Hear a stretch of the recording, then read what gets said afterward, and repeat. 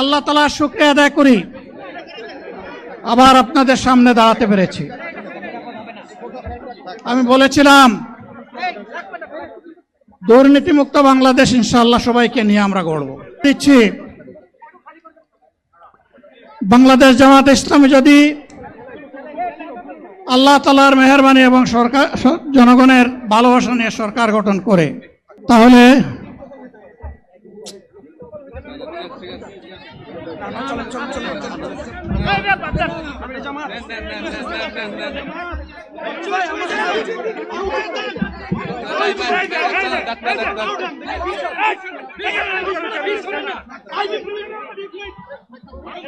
আপনারা নিজ নিজ জায়গায় অবস্থান করুন।